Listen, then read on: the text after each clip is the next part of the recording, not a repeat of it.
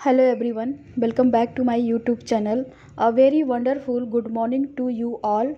Myself Vatika Singh. Today I am present how to make commerce lesson plan. But before starting this video, we would like to say something to you. Please like and share this video and subscribe my channel Vatika Singh, and don't forget to put on the notification bell so that you don't miss the upcoming video. तो चलिए friends, हम इस video को start कर लेते हैं। Commerce में lesson plan बनाने के लिए आपको सबसे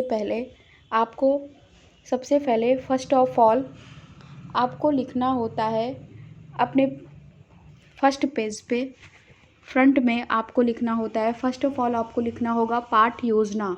इसको हम लेसन प्लान भी कहते हैं इंग्लिश में। इसे हम हेडिंग या टैग लाइन कहते हैं। इसको बिल्कुल ही बीचों बीच सेंटर में बोल्ड में और बहुत सुंदर ढंग से आपको इसको लिखना होता है। तो चलिए हम आपको ये भी बता दें कि पाठ योजना का मतलब क्या होता है। पाठ योजना किसी पाठ के आवश्यक बिंदुओं की रूपरेखा है। उसके बाद आप लिखते हो विद्यालय का नाम। आप जिस भी विद्यालय से अपना बीएड, बीटीसी, डीएलएड कर रहे होते हैं उस विद्यालय का आपको यहाँ पे नाम लिखना होता है। उसके बाद आप लिखते हैं दिनांक। जिस डेट को आप अपनी पाठ्य योजना लेसन प्लान बना रहे होते हैं उस डेट को आपको दिनांक में मेंशन करना होता है। उसके बाद आप लिखते हैं विषय। जिस विषय में आप अपनी पाठ्य योजना को बना रहे होते हैं उस विषय को आपको विषय में लिखना होता है। जैसा कि आप यहाँ पे देख पा रहे होंगे, हमने विषय में लिखा हुआ है कॉमर्स। इसका मतलब यह है कि हम कॉमर्स विषय में अपनी पाठ्य योजना लेसन प्लान बना रहे हैं। उसके बाद आप लिखते हैं चक्र। यहाँ पे हमने चक्र में सेकंड लिखा हुआ है। इसका मतलब यह है कि बच्चों के पढ़ाने का पीरियड यहाँ पे हमारा सेकंड है।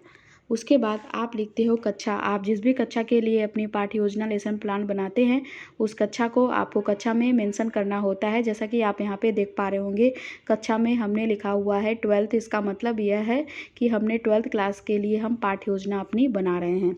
उसके बाद आप लिखते हो उपविषय। यहाँ पे हमारा उपविषय अकाउंट है, इसलिए हमने उपविषय में अकाउंट को लिखा हुआ है। अगर आपका उपविषय है तो आप लिखोगे, अदरवाइज़ आप उपविषय नहीं लिखोगे। उसके बाद हम लिखते हैं अवधि। यहाँ पे टीचिंग करने के दौरान हमें 35 मिनट ही मिले हैं बच्चों को पढ़ाने के लिए, इसलिए हमने अवधि में 35 मिनट्स लिखे हुए हैं। जैसा कि आप यहाँ पे देख पा रहे होंगे, हमने अवधि में 35 मिनट्स लिखा हुआ है। उसके बाद आप लिखते हो प्रकरण। यहाँ पे हमारा प्रकरण है नौकरी। प्रकरण से मैं आपको यह बता दूं कि यह जो प्रकरण होता है यह पाठ का नाम होता है। इसको बिल्कुल ही बीचों बीच सेंटर में बोल्ड में और बहुत सुंदर ढंग से आपको इसको लिखना होता है। उसके बाद आप एक ऐसी सीधी लाइन खींच देते हैं। इसे हम विषय का इंडेक्स भी कहते हैं। इसे हम विषय का ब्लॉक भी कहते हैं।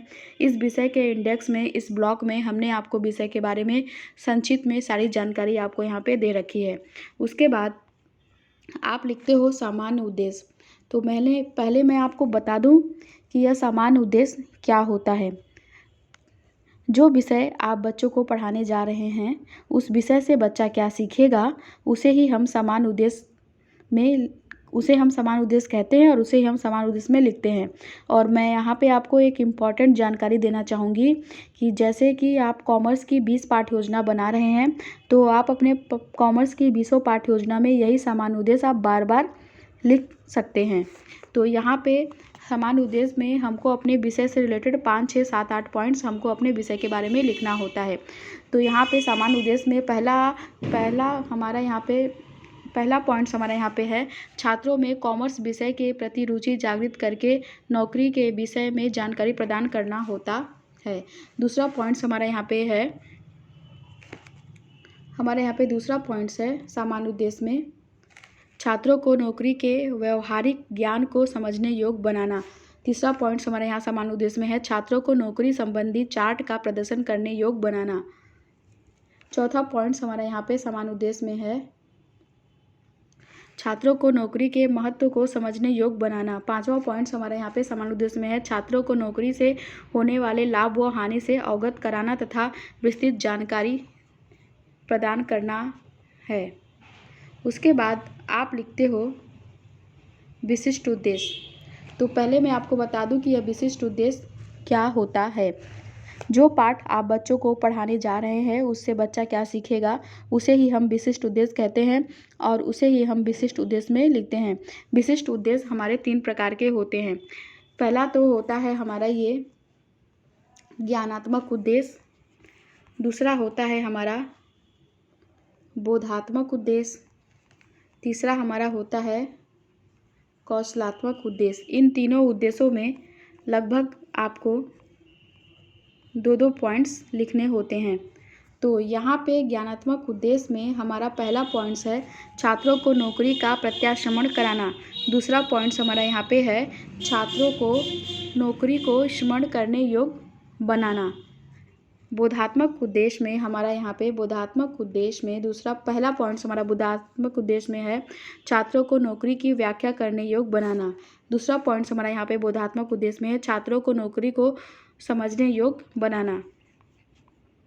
तीसरा पॉइंट्स कौशलात्मक उद्देश्य। कौशलात्मक उद्देश्य में हमारा यहाँ पे पहला पॉइंट्स है छात्रों को नौकरी के विषय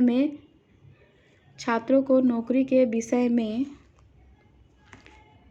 तथ्यों का संकलन करने योग्य बनाना। कौशलात्मक उद्देश्य में दूसरा पॉइंट्स हमारा यहाँ पे है छात्रों को नौकरी से होने वाले लाभ व हानि को समझने योग्य बनाना। उसके बाद आप लिखते हो सामान्य उद्देश्य। तो पहले मैं आपको बता दूं कि यह सामान्य उद्देश्य क्या होता है।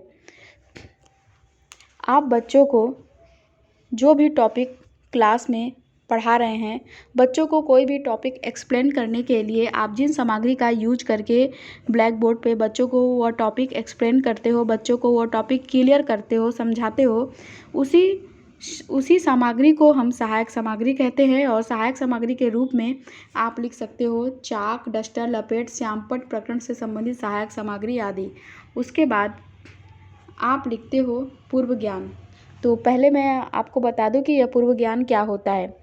यह जो पूर्व ज्ञान होता है यह लगभग सभी का एक समान होता है, इसमें बस पाठ का नाम चेंज कर दिया जाता है। पूर्व ज्ञान में आप एक लाइन लिख सकते हो छात्र नौकरी के बारे में सामान्य जानकारी रखते हैं। एक लाइन इस तरह से आप पूर्व ज्ञान में लिख सकते हो। उसके बाद आप बच्चों से प्रस्तावना प्रश्न करते हैं। प्रस्तावना प्रश्न करने के लिए आपको 3 कॉलम बनाने पड़ते हैं। पहला कॉलम तो आप बनाते हैं क्रम संख्या का कॉलम, दूसरा कॉलम जो है कि आप बनाते हैं छात्रा अध्यापक क्रियाओं कॉलम, तीसरा और लास्ट कॉलम जो है कि आप बनाते हैं छात्र छात्रा अनुक्रिया का कॉलम। क्रम संख्या के कॉलम में आप छात्रों से पूछे गए क्वेश्चन के क्रम को लिखते हैं। छात्रा अध्यापक क्रियाओं के कॉलम में आप छात्रों से प्रश्न पूछते हैं। छात्र छात्रा अनुक्रिया के कॉलम में छात्र आपके पूछे गए क्वेश्चन के आंसर को देते हैं। तो यहाँ पे पहला क्वेश्चन हमारा छात्रों से है मूलभूत आवश्यकता कौन सी होती है। तो छात्र आंसर देते हैं रोटी, कपड़ा तथा मकान। दूसरा क्वेश्चन हमारा यहाँ पे छात्रों से है रोटी, कपड़ा तथा मकान की आवश्यकताओं की पूर्ति के लिए क्या आवश्यक है। तो छात्र आंसर देते हैं धन आवश्यक है। तीसरा क्वेश्चन हमारा यहाँ पे छात्रों से है धन की पूर्ति व्यक्ति किस प्रकार करता है। तो छात्र आंसर देते हैं कोई कार्य या व्यवसाय करके। चौथा और लास्ट क्वेश्चन हमारे यहाँ पे छात्रों से है कौन सा कोई कार्य या व्यवसाय करके व्यक्ति को निश्चित धनराशि प्राप्त होती है। तो छात्र आंसर चौथे क्वेश्चन का आंसर छात्रों को नहीं पता है। छात्रों को चौथे क्वेश्चन के बारे में कोई नॉलेज, कोई जानकारी नहीं है। उसके बाद आप लिखते हो उद्देश्य कथन। उद्देश्य कथन में आप लिख सकते हो बच्चों आज हम नौकरी के बारे में विस्तार से अध्ययन करेंगे। उसके बाद आप लिखते हो प्रस्तुतिकरण। प्रस्तुतिकरण में आप लिखते हो अध्ययन अध्यापन की दृष्टि से पाठ को 2 पार्ट्स में डिवाइड किया जाता है। उसके बाद आप व्याख्या करते हैं। व्याख्या करने के लिए आप 4 कॉलम बनाएंगे। पहला कॉलम तो आप बनाते हैं शिक्षण बिंदु का कॉलम, जिसमें कि आप व्याख्या करने वाले तथ्य का नाम लिखेंगे, टॉपिक का नाम लिखेंगे। दूसरा कॉलम जो है कि आप बनाते हैं छात्रा अध्यापक क्रियाओं कॉलम, जिसमें कि आप व्याख्या करेंगे।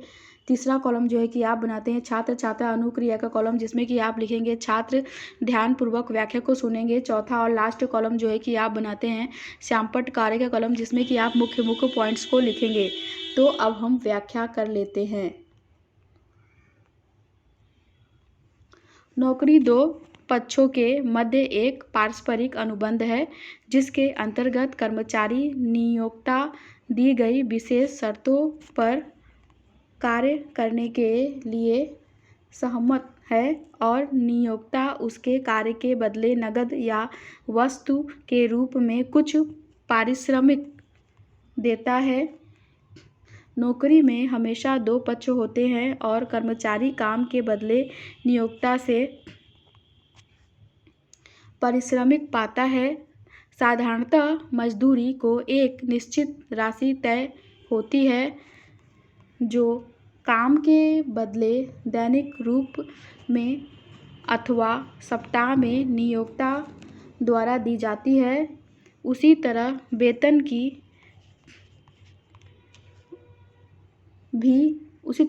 की भी परस्पर सहमति के आधार पर एक निश्चित राशि होती है जो कर्मचारी को उसके काम के बदले उसके नियोक्ता द्वारा हर महीने दी जाती है।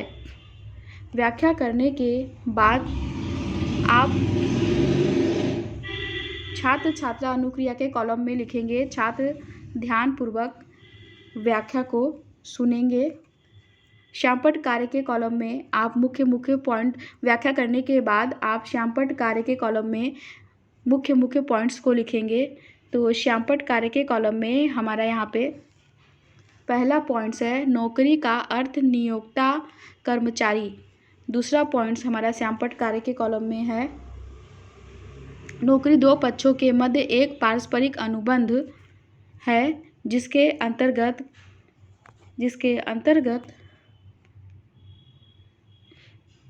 अंतर्गत कर्मचारी नियोक्ता दी गई विशेष शर्तों पर कार्य करने के लिए सहमत है। नियोक्ता उसके कार्य के बदले परिश्रम के रूप में कुछ पारिश्रमिक देता है। व्याख्या करने के बाद आप छात्रों से बोधात्मक प्रश्न करते हैं। बोधात्मक प्रश्न करने के लिए आप 3 कॉलम बनाएंगे। पहला कॉलम तो आप बनाते हैं बोधात्मक प्रश्न का कॉलम जिसमें कि आप छात्रों से पूछे गए क्वेश्चन के क्रम को लिखोगे। दूसरा कॉलम जो है कि आप बनाते हैं छात्रा अध्यापिका क्रियाओं कॉलम जिसमें कि आप छात्रों से प्रश्न पूछते हैं। तीसरा और लास्ट कॉलम जो है कि आप बनाते हैं तीसरा और लास्ट कॉलम जो है कि आप बनाते हैं छात्र छात्रा अनुक्रिया का कॉलम। छात्र छात्रा अनुक्रिया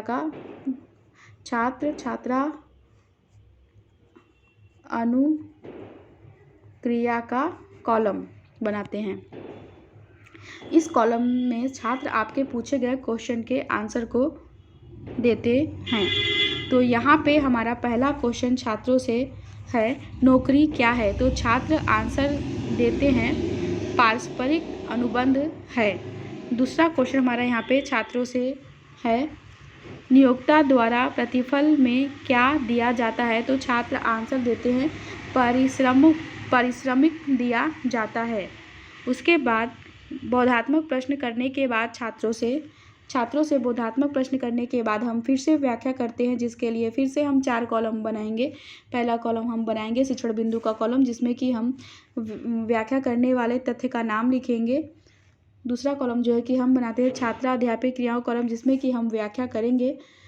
तीसरा कॉलम जो है कि हम बनाते हैं छात्र छात्रा अनुक्रिया कॉलम जिसमें कि छात्र लिखेंगे ध्यानपूर्वक व्याख्या को सुनेंगे। चौथा और लास्ट कॉलम जो है कि हम बनाते हैं श्यामपट्ट कार्य का कॉलम जिसमें कि हम व्याख्या करने के बाद मुख्य पॉइंट्स को लिखेंगे। तो अब हम व्याख्या कर लेते हैं। दो पक्ष नौकरी के मामले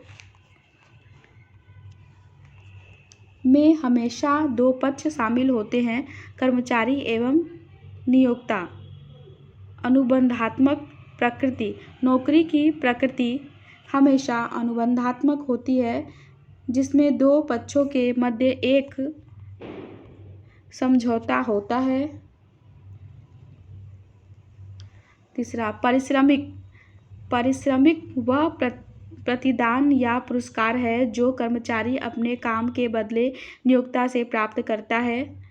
चौथा रोजगार की शर्तें नौकरी के मामले में काम की प्रकृति, कार्य की दशाएं, कार्य संबंधों के बारे में नियम आदि पहले से तय किए जाते हैं। नंबर 1, नौकरी से केवल नियमित व अच्छी आय ही प्राप्त नहीं होती, अपितु इसके साथ अन्य दूसरे लाभ जैसे आवास और चिकित्सा की सुविधाएं, यात्रा संबंधी रियायतें, ऋण व अग्रिम बीमा तथा सेवानिवृत्ति की अन्य सुविधाएं मिलती हैं। दूसरा, नौकरी को जीवन वृत्ति के रूप में अपनाया जा सकता है और व्यक्ति अपने कार्य क्षेत्रों में नाम कमा सकते हैं। तीसरा, स्वरोजगार की तुलना में नौकरी में बहुत कम जोखिम निहित होता है। नौकरी में भूमि, भवन आदि में निवेश की कोई आवश्यकता नहीं है। व्याख्या करने के बाद हम श्यामपट्ट कार्य के कॉलम में व्याख्या से रिलेटेड कुछ इम्पॉर्टेंट पॉइंट्स, मुख्य पॉइंट्स को लिखेंगे। तो श्यामपट्ट कार्य में हमारा पहला पॉइंट्स है, नौकरी में 2 पक्ष होते हैं। पहला, नौकरी में 2 पक्ष होते हैं। दूसरा पॉइंट लिखेंगे, नौकरी की प्रकृति हमेशा 2 पक्षों के मध्य एक समझौता होती है। तीसरा पॉइंट्स हम श्यामपट्ट कार्य में लिखेंगे, पारिश्रमिक व प्रतिदान या पुरस्कार है जो कर्मचारी अपने काम के बदले नियोक्ता से प्राप्त करता है। चौथा पॉइंट्स हम श्यामपट्ट कार्य में लिखेंगे, नौकरी की विशेषताएं 2 पक्ष अनुबंधात्मक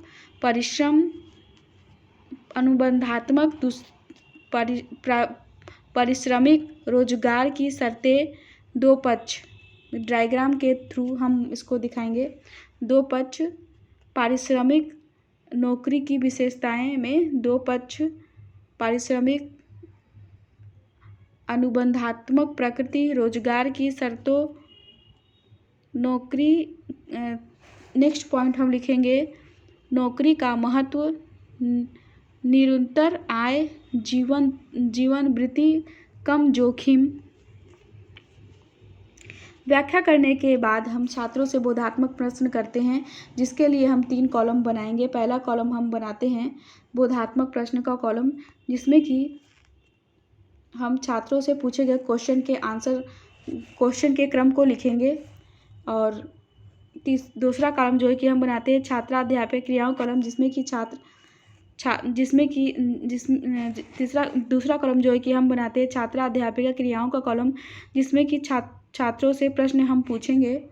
तीसरा और लास्ट कॉलम हम बनाते हैं छात्र छात्रा अनुक्रिया का कॉलम, जिसमें कि छात्र हमारे पूछे गए क्वेश्चन के आंसर को देंगे। तो यहाँ पे हमारा पहला क्वेश्चन छात्रों से है, नौकरी से आय के अलावा क्या प्राप्त होता है? तो छात्र आंसर देते हैं, नौकरी से आय के अलावा आवास व चिकित्सा प्राप्त होती है।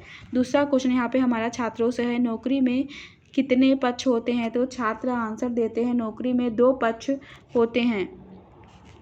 बोधात्मक प्रश्न करने के बाद छात्रों को हम गृह कार्य देंगे। गृह कार्य के रूप में हम छात्रों को देंगे, बच्चों आप लोग नौकरी का महत्व पढ़कर आइएगा। अगर आपको हमारा ये वीडियो अच्छा लगता है तो आप हमारे वीडियो को लाइक करिए और आप हमारे चैनल को सब्सक्राइब कर लीजिए, क्योंकि आपका ये मोटिवेट हमें ऐसे ही क्योंकि आपका ये सपोर्ट हमें ऐसे ही मोटिवेट करता है, ऐसे ही वीडियो बनाने के लिए। तो अगर आप बीएड बीटीसी डीएलएड कर रहे हैं और आप बीएड के 3rd सेमेस्टर में हैं, तो आपको वहाँ पे पाठ योजना बनाने की नितांत आवश्यकता होती है। तो अगर आप नए हैं तो आप हमारे चैनल को सब्सक्राइब कर लीजिए, साथ ही साथ बेल आइकन को भी प्रेस जरूर कर लीजिए, ताकि हम जब भी अपना नया वीडियो अपलोड करेंगे तो उसकी नोटिफिकेशन, उसकी अपडेट आपको जल्द मिल जाएगी, जिससे कि आप हमारे आने वाले न्यू वीडियो को मिस नहीं कर पाएंगे। मैंने इस पाठ्य योजना की लिंक डिस्क्रिप्शन बॉक्स में दे रखी है। आप वहां से लिंक को डाउनलोड करके इस पाठ्य योजना को आसानी से देख सकते हो। इस पाठ्य योजना में अगर आपको कोई भी दिक्कत होती है, कोई भी प्रॉब्लम होती है या कोई भी क्वेश्चन आपको मुझसे पूछना हो तो आप कमेंट सेक्शन में मुझसे क्वेश्चन पूछ सकते हो और मैं आपके पूछे गए क्वेश्चन के आंसर को दूंगी।